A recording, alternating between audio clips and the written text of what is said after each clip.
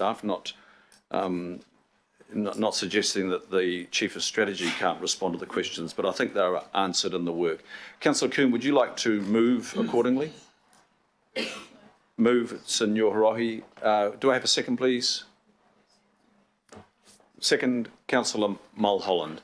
Okay, we have the motion on the board there, and members will refer this petition to staff for their consideration and their response. It's probably going to go to a couple of different departments, planning and regulatory at least.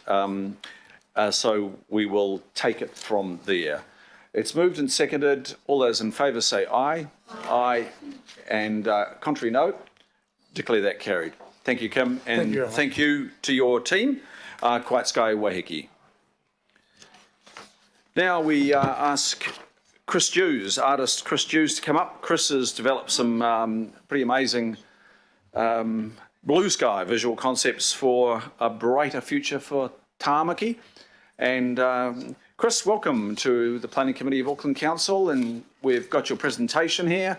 And around the room and to be left here today, I think, if Chris chooses some artworks that he has done in recent months. And Chris, I'll let you take us through why you've done that particular artwork and what you're working on in the future, and why are you telling this story? Your hands. Thank you very much. May I just ask Kalinda to skip to the last slide? Is that okay? And thank you very much, Kim, for that that last presentation. As we all know from recent events, it's best not to mess with Waiheke locals. Anyway, kia ora koutou. Good morning, everyone. My name is Chris Hughes, and as you can see, I'm an artist. And I think I have the privilege of speaking to you today because my art has spoken to people about something that many of us are longing for. These are hope, kindness, beauty, health, and caring communities, and a way for people of Auckland to work constructively with our city's decision makers to achieve this. Just take a moment to look at the paintings.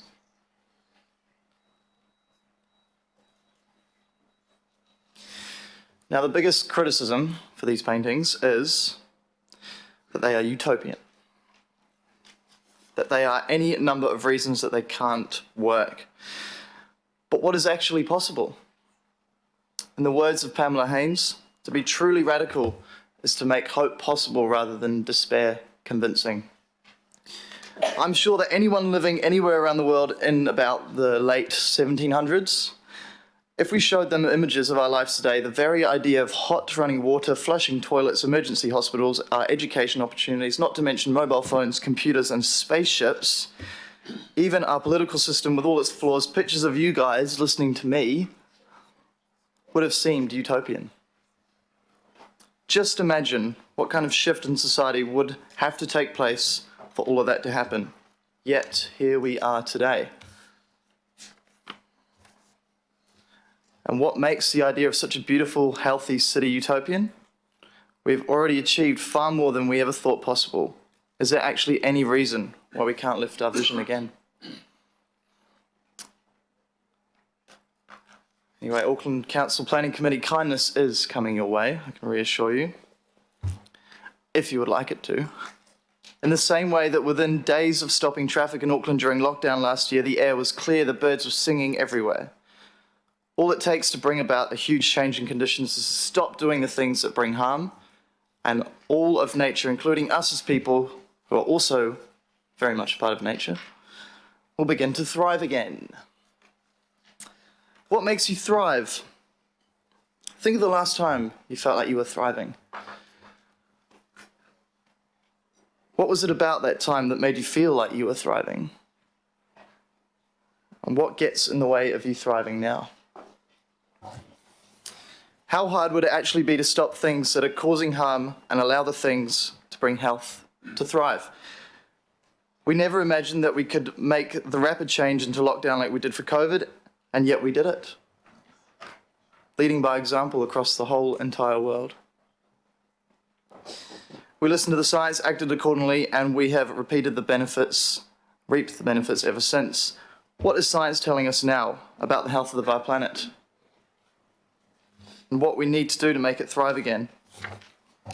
We need a more ambitious way of building cities. One that integrates nature and cares for everyone. And by everyone, I mean not only the homeless, but all of us in this room too. Maybe not the odd glass of wine over in Waiheke. In my letter to you, including Phil Goff, who it was mainly directed to, which I believe you have a copy of on your desk, I mentioned the online platform called the Taiwan. I am not an IT guy, therefore there are plenty of great IT people out there. Please look into that. It is a way for people to rapidly contribute to the creation of social policy, streamlining the conversation between community and council. With the huge challenges that our city and planet are facing, we need to collaborate and work together like we never have before. And we actually do have everything we need to face these challenges. In the words of French philosopher and scientist Voltaire, no problem can withstand the assault of sustained thinking. We can overcome the challenges that we are facing. We can be kind to one another. We can heal our planet and do the things that we need to do at a speed at which we need to do them. And what seems utopian now can become our new normal. So, if we could make Auckland a healthy, thriving, caring, beautiful, and inspiring city, a legacy for our children and all who come after us. I'll leave you with a quote, one of my favourites. "A society grows great when old men plant trees whose shade they know they shall never sit in." Kia ora, Chris. Wonderful. Thank you. I would like to thank my support as well. Thank you for holding up the paintings. I know they're a little bit heavy on the oil and canvas side. I'd like to thank my support team for helping me present these ideas. I would like to also suggest that we promote the vision of a greater future. Thank you. Kia ora, Chris. And thanks to the human easels. Chris, you want to just briefly just take us, you've got 3 paintings here, just tell us what's happening here, Cool. here and here. Lovely. Well, one day I was walking down Queen Street and I was like, oh, this is a bit of a valley going on here. Maybe a river used to flow down here, which obviously it did, the Waihora too. Maybe the restoration of this river would help impact the impact of climate change and those around it. I've also got the Queen Street Wharf Gardens, which, I mean, are looking good at the moment, but I mean, a few more flowers and that kind of thing would make it a bit more enjoyable, minimising the noise of traffic and pollution. And there's a third painting just over in the corner there, which is sort of preparing for climate change. Maybe the sea levels rise more than expected. There's a lot of science out there that is still misunderstood, and we have potentially some hydro-powered trains with Maui dolphins riding them down Queen Street. So it's all, yes, very utopian, but like I said in my speech, anything could be considered utopian. So, Thank you, Chris. Questions for Chris members? Councillor Dalton first. Thank you, Chair. Kia ora, Chris. Thank you for that presentation. You're welcome. And I just wondered if you were going to take the opportunity to share Utopia with all of the local boards, because of course we all here are representing all of Auckland, and it's going to take all of us to reach a vision like this as well. So I think if you can share the message with the boards around the super city, that would be another good start towards the end game. yes. But thank you so exactly. much. Thank you. Beautiful, beautiful paintings. It's a good idea. Thank you very much. Thank you. Yes. Sorry, that started as a question. Yeah, Ended as it's a just comment. more of an idea. Yeah. Have you any plans to Have go I any out to the plans? local boards? Yes, 100%. I think, yeah, my main purpose now is to keep promoting the vision of hope. Councillor Dalton, we do have the art on electronic record here, and we could, if you'd like us through Kalinda to distribute that, get people excited, I think that's what we need. Yeah. We can do that. Councillor Hills. Kia ora, thank you, Chair. Thanks again. Obviously, we've seen these pictures around the internet, and everyone That's went good. a bit positively crazy about them. I guess you talk about utopia, but the Queen Street, if you have the examples in your head, you might want to tell the committee where this has been done. This is not an outrageous idea. It's actually becoming quite a common thing, turning roads back to their original rivers. Of course, the restoration and regeneration of the natural environment has been done multiple times all around the world, and every now and then I sit down there and I'm like, oh, I've got a new idea, and I write it down, then I Google it, and it's been done 100 times everywhere, and I think that shows it's a good example to lead by. Queen Street does have a natural gradient, which would help the water flow, whereas often in other cities like over in Asia, they've built it where a motorway used to be, but it's flat, therefore the water gets a bit stagnant. So we've got to work with what we've got, which is obviously a nice, lovely gradient, creating a nice natural flow. Councillor Coombe, please. Thank you. Kia ora, Chris. Thank you so much for your inspirational presentation and beautiful paintings, and also some awesome quotes here. It is good to think about utopia, but also a lot of what you're asking is actually we've already agreed to. For example, like the pedestrianisation of in 2018, right? Yeah, exactly. Yeah. So thank you for reminding That's us right. about we've actually signed up to a lot of this vision. So also just my question is more, I see the Mayor was invited to your art exhibition, and I always get a bit jealous about that because it was in my rohe as well. So if you want to extend, and I understand you're having another exhibition, so I would love to get an invite to the next. October the Next 21st at Monster Valley on K Road. Awesome. Great. I will be there. Cool. Thank you. Thank you. Good night. And Member Tau Henare, please. Member Henare passes. So, Chris, from me, are you telling us that we're a little bit handbrake heavy at the moment on vision? Has been the case for a long time in Auckland, I believe. And I totally understand why, and it's because it is scary putting out these ideas there to a community that may not understand why. But I think nowadays, as the time is ticking, we all understand why this is very important. So in your eyes, you're an Aucklander. You're here as a constituent and an artist, and you're wanting to excite the imagination of not just us but Aucklanders. So how you've given us a sense of why, but what's in the way? How do you see what's in the way of getting excited? Because I have some concern about that too. I actually think there was a lot of vision, and we've sort of gone into implementation, delivery, and I think we've become a little bit mechanical. yeah. And we need to get excited again for the next wave. And what do you think needs to happen? Are there any clear things that you have observed? I mean, we could all say, I just need to have vision, but that's easily said. How do you arrive? What needs to be nurtured to put in place the foundations for enabling, that imagination of the future? Okay, well, I guess, as an artist, I have this special gift of being able to physically visualize something, and I feel like that is more powerful than any presentation or speech can cope. This is why I ask to help with the Auckland Council's help to promote these ideas and visions, to get it in all corners of Auckland and our nation, specifically to show everyone visually what's possible, because once you see it, it's easier to believe, whereas a painting says 1,000 words, and I feel like the main issue with people being held back is, she'll be right, that classic Kiwi attitude of letting it sit on the back burner for a bit. But as a nation, looking at what's happened during lockdown and things like that, and how the world is completely in awe of New Zealand and how we've done that, we need to ride that momentum and show and lead by example once again. Thank you, Chris. You're welcome. And Member Henare, did you have a final question? No? No. Okay, thank you, Chris. Look, I'll move accordingly, and we'll send that presentation to the local boards as well. And the first motion is thanking Chris for these pretty inspiring works, actually. So thank you. We do need to get excited, and thanks for throwing the flame on us, and a gentle flame. And do I have a second, please? Councillor Coombe, would you like to second? Your artist constituent. And hope, kindness, beauty, and a caring community. Thank you. Thank you, Chris. So we will put that motion. All those in favour say aye. Aye. Contrary, no. Declare that carried. Chris and the Human Easels, thank you so much.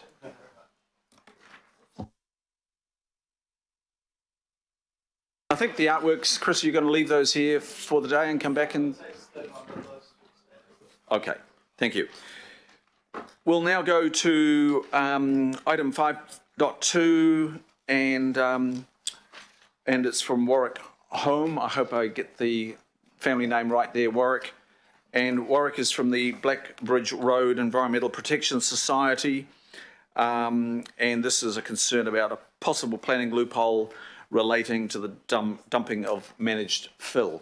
Also want to acknowledge local board member from Rodney, Louise Johnston, who has been taking the political lead on this concern. Acknowledge Louise, who is in the room. Warwick, welcome, and in your hands for your presentation. Thank you, Mr. Chair. My surname is Hoyam. It's Norwegian. I've got 2 hard acts to follow. It was my first time doing this. I asked Kalinda to ping me at 4:30, so I've got that extra 30 seconds to wrap up. I've sent out some pre-reading material. I'm just going to emphasize a few things from it rather than read the whole thing. Basically, we've identified, and this has been mentioned before, a large loophole in the ancillary earthworks aspect of the Auckland Unitary Plan. And that is that under ancillary farm works, anybody can dump, with the permission of the landowner, soil of any quality, of any contamination on the land. I think the intention of the plan was that a farmer could move land around within his property, build up a farm race, put in areas, once he's got permission to put in a dam, which is a requirement, etc.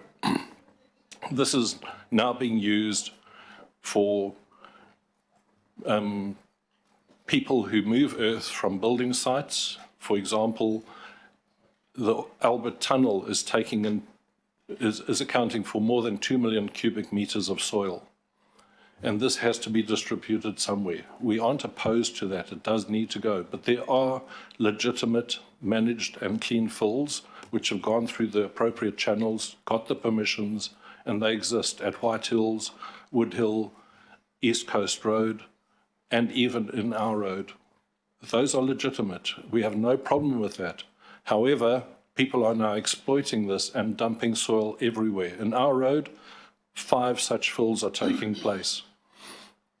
And what's happening, in each instance, the erosion and sediment controls that should be in place beforehand are only being put in place when council compliance has been notified that there's an issue, and the soil controls are then put in place. What it means is that erosion is taking place, complicating our waterways, putting in debris, sediment, etc. And this is affecting the quality of the water in those waterways. I've got some visuals up on the screen, just about how this remote works. The first one shows the earthworks going on at 326. Where the truck is seen dumping, directly in front of it, is what we would call managed fill. And it contains asphalt and concrete block, etc. You can see bits and pieces that have been dumped into the valley, and that valley in turn flows into the Rangitapuni stream. That stream is starting to become soiled. We can actually see foam and scum building up on it. We did do water tests and we did a fish count back in 2016. It would be interesting to see somebody come and do that same sort of test now and see if there are any fish still in the stream.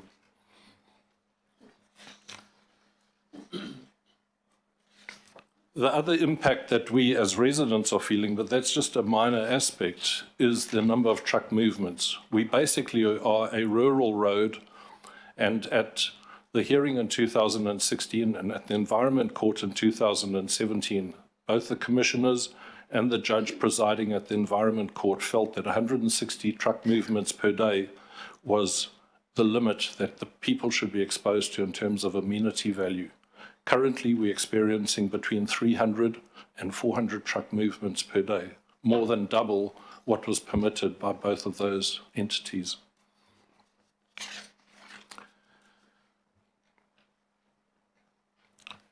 From our perspective, I think that there is a distinct urgency about bringing this before yourselves as planning committee to see if we can implement a plan change.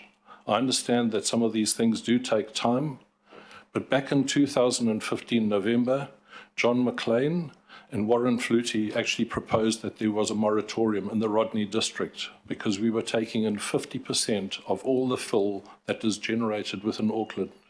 We still are, but now it's uncontrolled.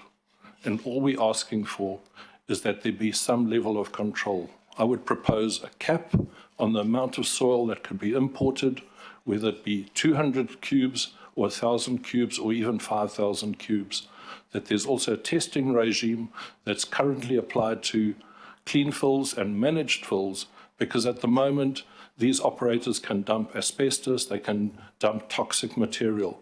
There are limitations as to what can be dumped at various fill sites. Our landfill, just up the road from us in Derry Flat, that can take in asbestos. It's properly controlled, etc. Managed fill is allowed certain levels of toxins, so much lead, so much arsenic, etc. But clean fills are supposed to be clean, but there's no control under ancillary farm works. The duration of an ancillary farm work is ad infinitum.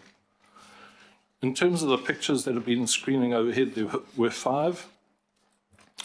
And that, for example, is a mix of what's happening in terms of a managed fill, which is legitimate, on the left-hand side, and then a supposedly ancillary farm works on the right. The bund that we can see that was built was 8 meters high. The day that the person was given an abatement notice by council, because it should have been 4, all he did is he tipped the soil over onto the right-hand side of this picture. I think we've just seen from the previous speaker, Chris Dusey, what Auckland could look like in the future. As he said, a picture paints 1,000 words, and hopefully with these 5 illustrations, I'm trying to illustrate to you what is happening in terms of the work that has been undertaken, the debris that's been dumped there, the effect it's having on our streams. And unfortunately, our compliance officers are they tied in terms of what they can do. They have no enforcement authority other than to put an abatement where the soil and erosion controls haven't been met. That is the only thing they can do. They've got no control over anything else unless yourselves come up with some of those parameters. Thank you. No, thank you. Appreciate that, Warwick. Now, we've got motions on the screen, but I think there's a slight amendment. Oh, not yet. But Councillor Sayers, I've taken a note here. Thank you. We'll come to that shortly because I think we need to take questions and leave the images on the screen first. Councillor Sayers with a question. Yeah, thank you, Mr. Chair. Thank you, Warwick, and thank you for bringing it, to my attention as well as the councillor more recently and Louise. So, in a nutshell, there's legitimate ways for these development sites to get rid of their soil through consenting processes, and it gets tested that it's clean or not. What's happening in your situation? Correct me if I'm wrong. A farmer can have soil. Any amount, could be 50,000 tonnes dumped right beside a waterway that could be contaminated. The soil could run in as well as the contaminants, right? Correct. Yeah, Yep. So it's a loophole, right? Yep. It's a loophole that needs tidying up. So my question, so thank you for clarifying that. So as far as you know, have Auckland Council's planners acknowledged that there is a loophole that needs tightening up? And you've touched on the urgency as well. Just how quickly does this need to be addressed? I'm not sure that the Auckland councillors are aware of the loophole, but obviously it's now known to them. Yeah. In terms of the urgency, we had a dump at 420 Blackbridge Road, and they took in perhaps 30,000 cubes. And only once the 30,000 was on the site did they put in erosion measures. And that means that for a period of a month, all that stuff, whenever it rains, and as we know, it's been raining quite a bit recently, that is washing off the fill, through the fill, into the Rangatapuni stream. Okay. Oh, well, look, Mr. Chair, perhaps a question to you is that I understand that as an organisation we do enhancements to plan changes, kind of bulk tidy-ups of things. I just wonder if this may be able to be included in, or suggested to be considered at the next one of those. Thank you. I'll just go to Councillor Sayers' question there, Warwick. So the staff do acknowledge, so I might just put up the motions so that we can be very clear. The staff do acknowledge, following their initial investigation, they are uncovering issues that may relate to the need to amend the Auckland Unitary Plan.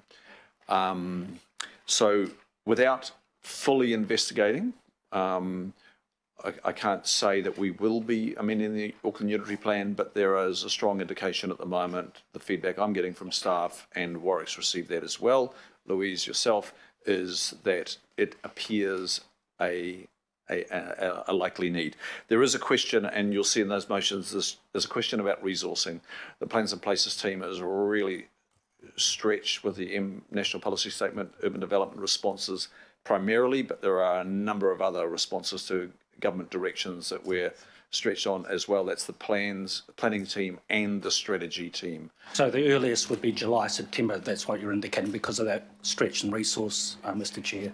Yes, but my understanding is that the investigations would begin anyway. It's not like we just park up until that time, given the clear evidence that has been brought from Warwick, yourself, Louise.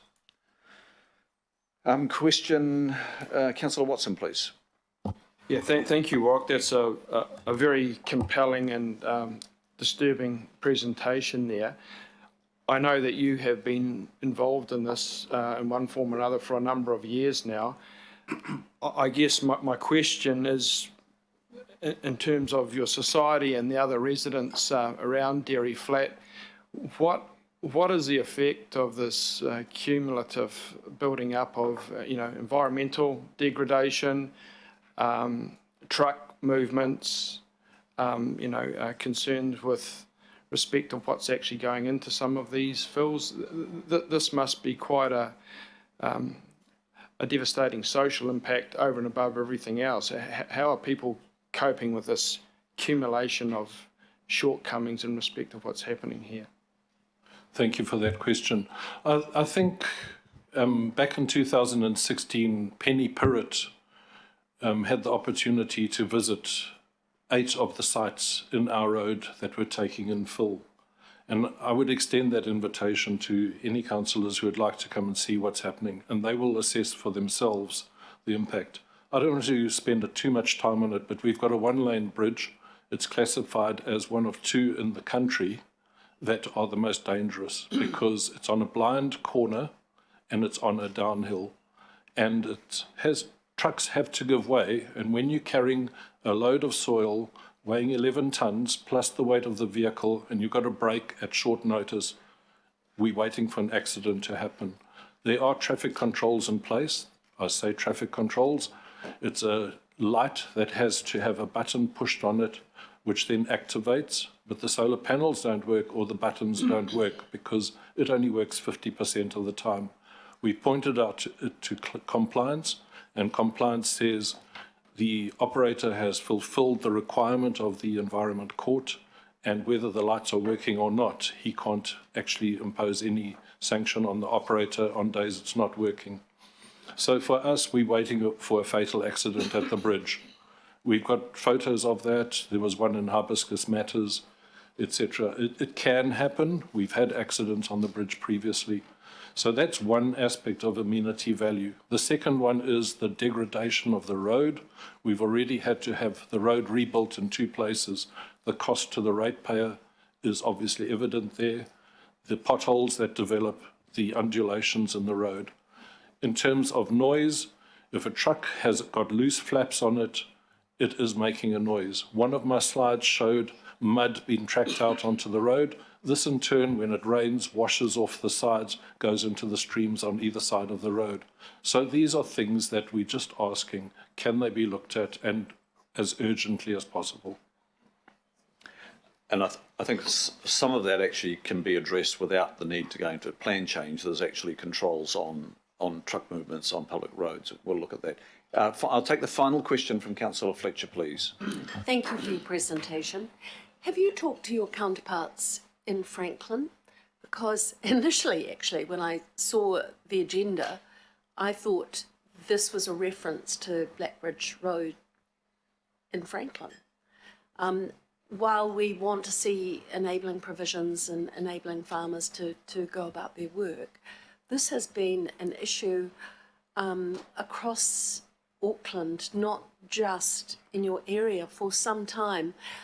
So my question to you is, have you been in discussion with them? And my question to the chair is, I understand that this matter has come before our rural panel, and I would be interested to know, I tried to assist with one of these situations a number of years ago, and at the time it was viewed as NIMBYism because people didn't want the truck movements, without perhaps understanding some of the difficulties that you're highlighting today. So it would be useful to get your reflections on that. Thank you for that. I have been in discussion with him, but more back in 2016 when we were going through our commission hearing and then mediation and the Environment Court. And Franklin District probably takes in 40% of Auckland's fill, and the Waitakaris, West Auckland, takes in 10%, with ourselves taking in 50%. And all of us have the same situation, and we're finding that there are operators out there now offering to level farming sections so that your grazing land becomes more grazable. It creates a better landscape. And all they're doing, they're actually paying farmers $5,000 to allow them to go and dump soil on them. And that $5,000 is covered by the equivalent of about 5 or 10 truckloads. And after that, it's all money in the operator's pocket. So, Mr. Chairman, it would be helpful, did we have any insight that came through from our rural panel on this particular matter? And can we be assured that if this is to be addressed, it's not just with regard the Rohi of the Rodney Local Board area, it will also encompass other parts of the region, because this is, I think, something that is impacting on other areas. Okay, look, I think we'll uncover all of that as the staff work on it. I've got Councillor Sayers moving this, yes. Deputy Mayor, I know you've had some issues with electronic connection to where you're located. Are you on the call, Deputy Mayor? Yes, I am, Mr. Chair, and I'm just bringing up a comment in the conversation bar. These issues are very real and prevalent. You know, half of the landfill coming out of the CRL dig is going into Brookby, and Warwick is correct that there is 40 to 50% of the fill going into Franklin. It's an increasing number, and there are illegal activities going on, and some of them are very undesirable. What we've done in Franklin has been proactive in identifying those and pushing the compliance buttons where need be. It's a matter of scale. So genuine rural works are still enabled, but if a farmer pollutes the environment, then there's a huge penalty fines. Some of these quasi-rural landfills that are, they're actually, you know, commercial landfills at scale, need to be made more compliant. No question about that. Okay, look, thanks for that background, and I'll put you up here as the second for this motion, if that's if you're agreeable, Deputy Mayor. That's fine. And we'll leave it in your hands to ensure it's raised at the Rural Advisory Board, which you sit on, of course, and we will have our staff commence work on it. Sorry, I spoke over you, Deputy Mayor. Okay, leave it there. Questions? It's moved and seconded. Councillor Sayers and seconded by the Deputy Mayor. All those in favour say aye. Aye. Aye. Contrary, no. Declare that carried. Thank you, Warwick. Really appreciate the work you've done on this, and it's considerable. And thank you, Louise and Councillor Sayers, local board member Louise Johnston and Councillor Sayers. And thank you, Mr. Chair. Appreciate it. Thank you as well, Mr. Chair. I'll vacate now. Thank you, Warwick Hoyam. And we'll now go to Kathleen Welch under public input. And this is relating to item 11, the approach to marinas. And welcome up, Kathleen. Kia ora, Kathleen, and yeah, you've got your 5 minutes. Thank you. Thank you. 6 of Auckland's marinas are publicly owned assets, accounting for a significant share of the 6,000 marina berths in the city. All marinas are waterfront property. This is a finite resource and a source of beach access for the public. They are a community resource in regard to climate change. They are on the cutting edge of climate change affecting the coastlines.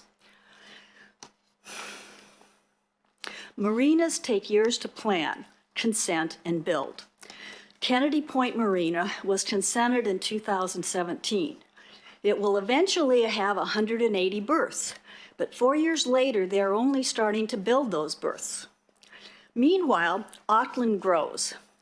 In 1980, what became Greater Auckland had a population of approximately 800,000. Now, it is 1.6 million, 2 times larger.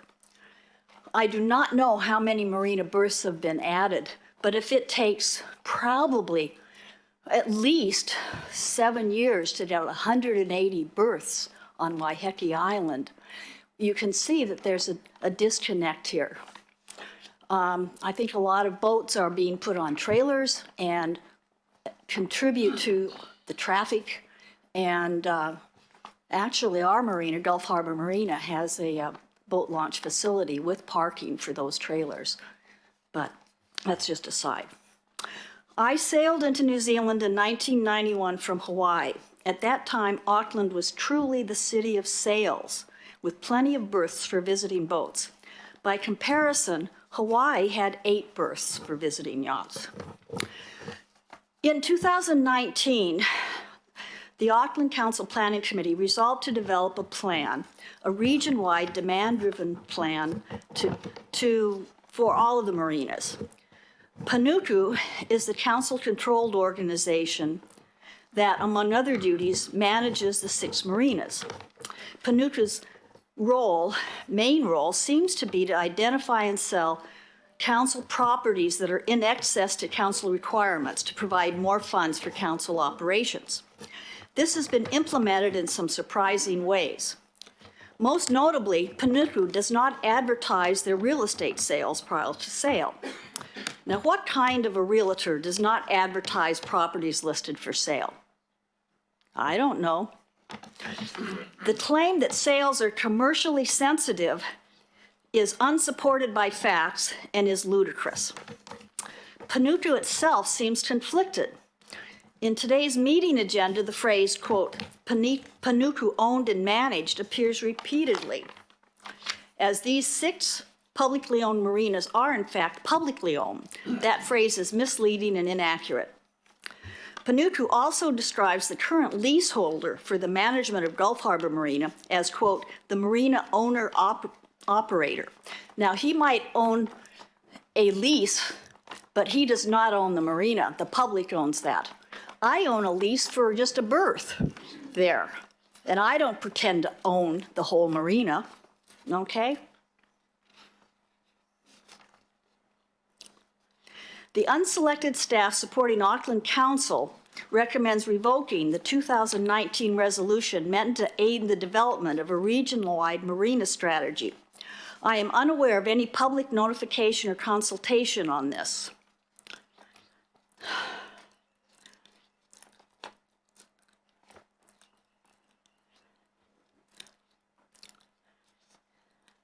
I think neighbors and the public need prior notification of plan changes like this. Otherwise, it smacks of rules and rulers making decisions and serfs just going along. The council has not made progress on this resolution of 2019, which is no surprise since the COVID pandemic came along and obviously took priorities. But this inertia is not sufficient justification to revoke this resolution, which is what is on the agenda. I would refer you to the letter submitted to the mayor and council members by the Auckland Marine Users Association, which lists specific breaches of prior good faith discussions and commitments among marina stakeholders, including the council. This Auckland Marine Users Association says that at the very least, any further consideration should be deferred. So my conclusion is that please do not revoke this 2019 Marine Development Plan. Number two, please add this plan to those that other real estate properties requiring public notification and consultation before any changes are made. And three, I support the Councillor John Watson and Auckland Marine Users Association in their more detailed comments and actions. Thank you, Kathleen. And a question from Councillor Watson, please. Thank you, Kathleen. Thank you for the plug at the end there. And thank you genuinely for coming along, because a lot of stakeholders and members of the public aren't even aware this is happening. So we just found out about this at the start of this week ourselves. In terms of that public and stakeholders and other people who might be interested in this this decision that's apparently pending today, and you mentioned Gulf Harbour Marina, we've had an analysis in this report that goes down to just berth holders. Could you perhaps give a little bit of an insight in terms of your knowledge at Gulf Harbour as to how the use of a marina goes way beyond berth holders? And I think of you know, transportation hubs, recreation facilities, boating, kayaking, general public use of the marina, but not via berth holders strictly. Well, a few years ago, Panuku wanted to trade the marina, the physical marina, for the hammerhead. And it had something to do with various leases and this kind of stuff. I never did quite understand it. And when you go to the hammerhead, this is where the trailer boats can come in and park and be launched. Rodney Council used to control this before Greater Auckland, and they built a very good breakwater, which I didn't think was going to be enough, but it has been. It's wonderful. But people walk there, dogs.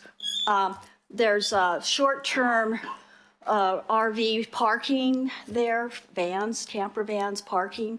There's, it's just used all the time. There's a yacht club there, so there's small sailing boating. The Waiiti River comes down close, and those people participate in the marina type stuff.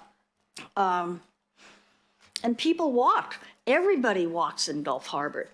It's a bit of a green space, and some of that's on the water, you know? And when we talk about climate change and stuff like that, the berths and the boats, those all raise and float.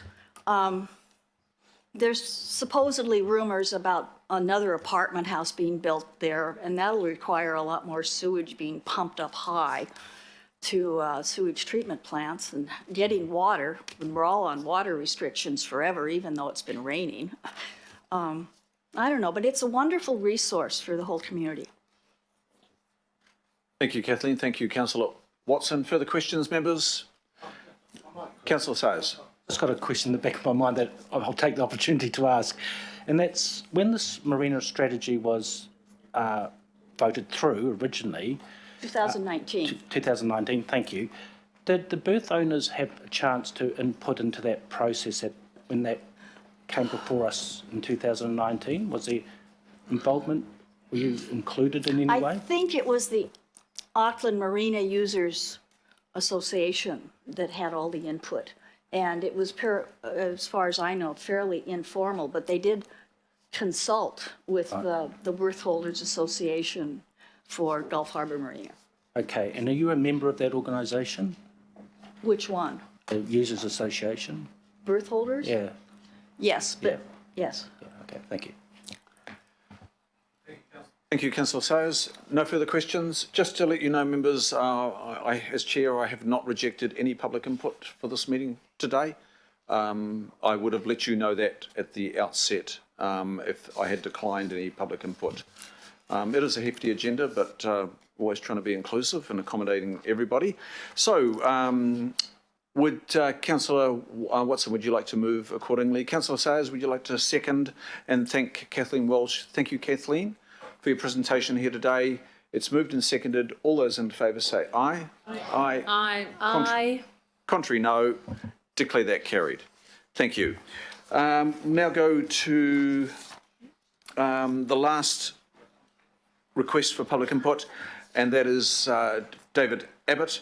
David is here to represent, I think it's the name of the association has been broadened now, Freeman's Bay, Grey Lynn, Herne Bay and St Mary's Bay Residents Associations and Western Bay's Community Group. Things have changed, David, since we last met. Welcome. And you have a guest with you as well. I'll let you introduce your colleague.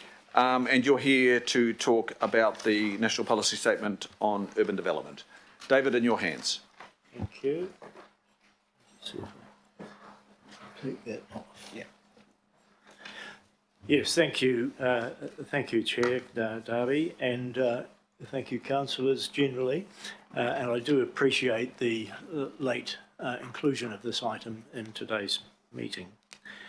Thank you also to Kalinda, who at the last minute managed to get the PowerPoint up for me, and I think has also distributed, I hope, just a single page sheet of my notes for talking to you today. The general topic is one you're going to be addressing later today, and that's the question of engagement of community, early engagement on the Council's response to the National Policy Statement Urban Development. And my particular push today is to talk about it from the point of view of the the inner city community organisations that I think we have coming up now. I'm not quite sure whether I'm going to get this right, Kalinda, in getting that over. I don't seem to. Let me... There we are. Thank you. And this is picking up on Councillor Darby's intro that my position is in this as chair of the St Mary's Bay Association, and I have been for some time. I have with me David Allison, who is a co-chair of the Freeman's Bay Residents Association. We have the support for this presentation from the other three associations, and you'll recognise them as all being on the western side of the inner city part of the central divide from the western side of the central city.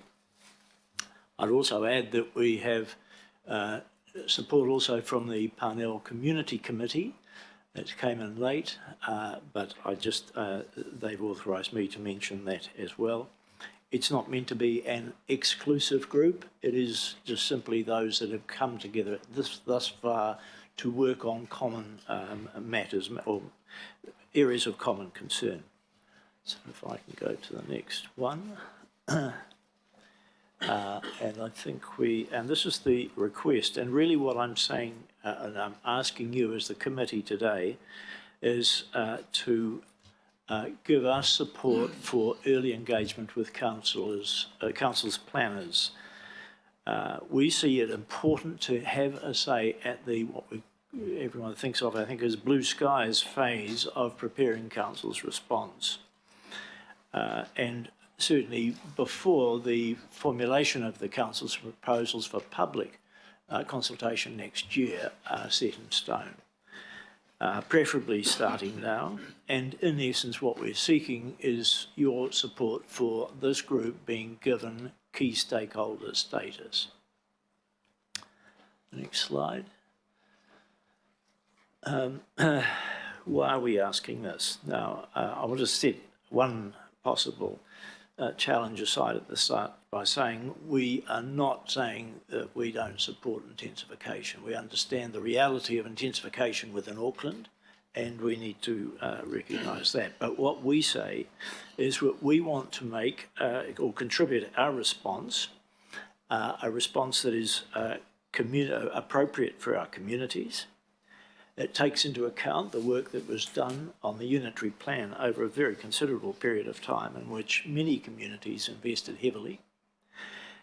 It reflects amenity values currently protected by the special character overlay, and I'm saying reflect. I'm not at this stage saying we're going to take any particular position. I'm merely saying we want to have this in and be part of a conversation on that. And it provides for development of amenity values that are consistent with the early history of all of these areas, a key element of the development of any city, and certainly we see that important here in Auckland. So next slide. What can we bring? First point, a history of constructive community engagement, and I've been involved with the St Mary's Bay Association now for coming up to 6 years. We have worked hard, and the association generally has done this for a period of 45 years since it was formed to work constructively over the development of Westhaven Marina.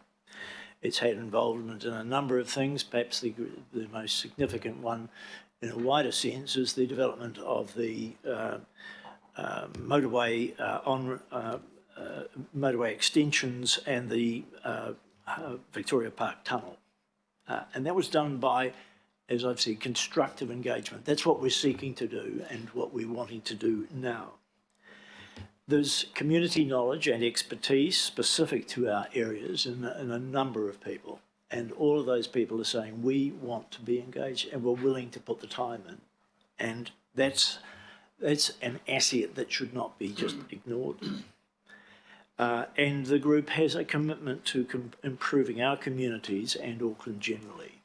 We're not just simply treating this as a localised issue.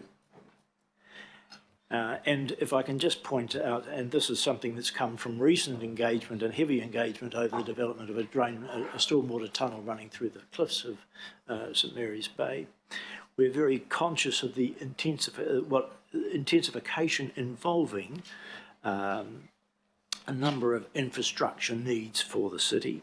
So you've got to reflect on drainage, schools, open space. All these things must be part of the exercise, and we certainly are very conscious of that in the inner city areas where space is at a premium. Last slide. Will we be preaching to the converted? Perhaps. And I'm not trying to decry or belittle in any way the work of the council's planners, but what I am saying is that focused community input will contribute to effective and a timely buy-in, and this will be achieved by being part of the formulation of proposals. Councillors, thank you for listening to us. A far more prosaic presentation than the ones that you've been having, but I hope it's going to, this particular request to support this group as a key stakeholder group will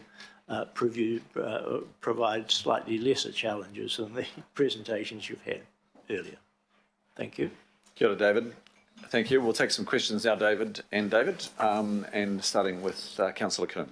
Thank you, Mr Chair. Tēnā korua. Thank you, David, for coming along and presenting today and your active interest in this topic and all your advocacy for the community.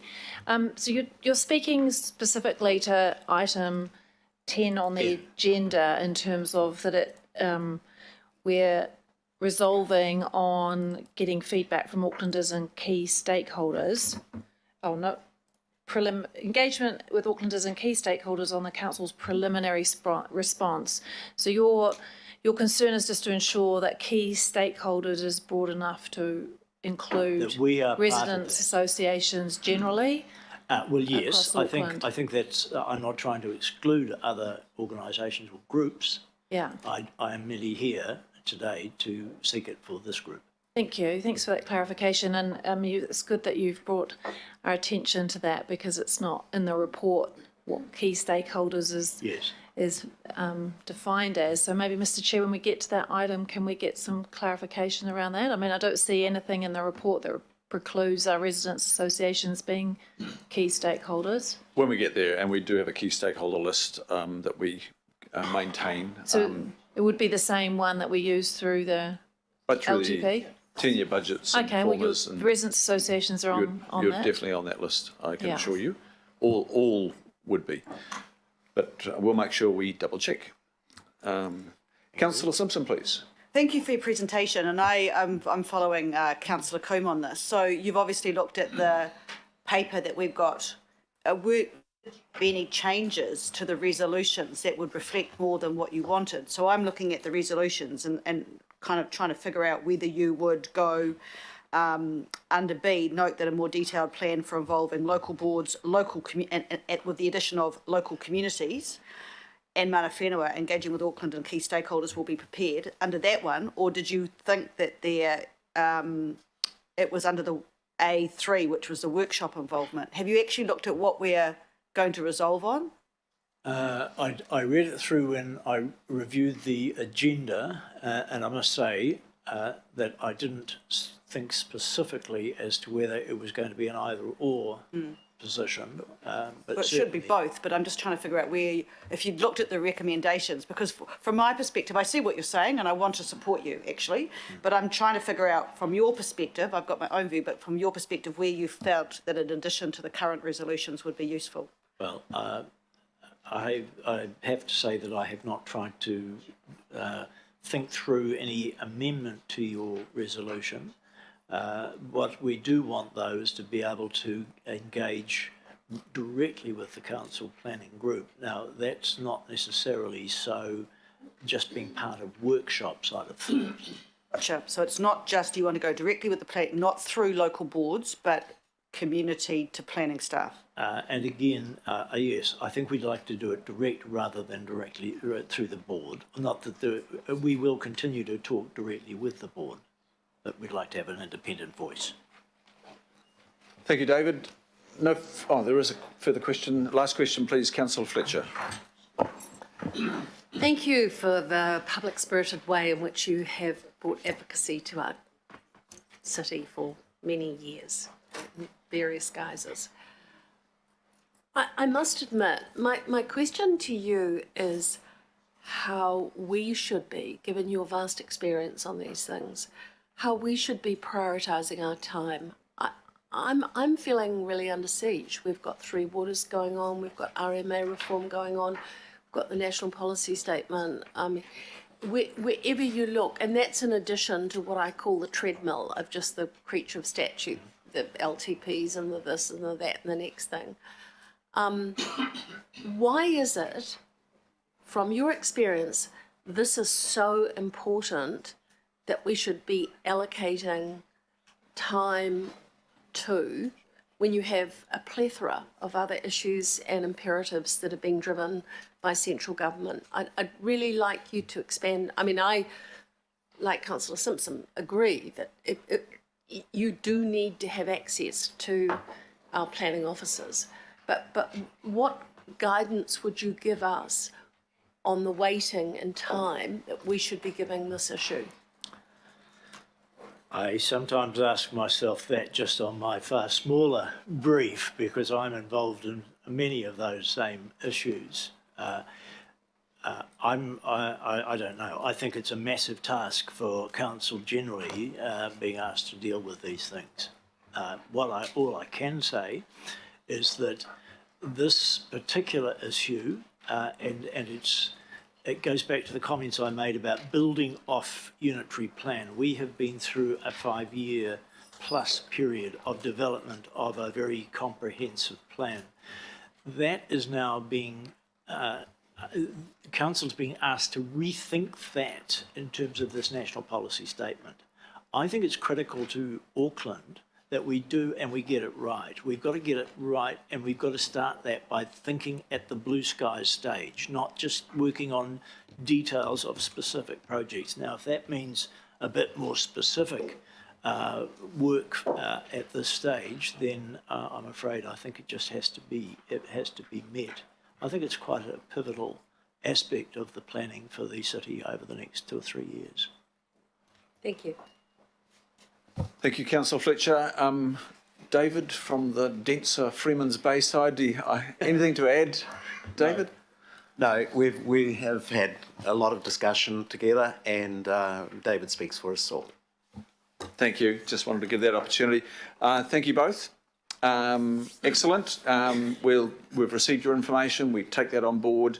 I think we've already identified the absolute need to have pre-engagement and including with our communities and key stakeholders. We make that very clear. I will make sure that all the organisations are on that key stakeholder list, and you will be contacted.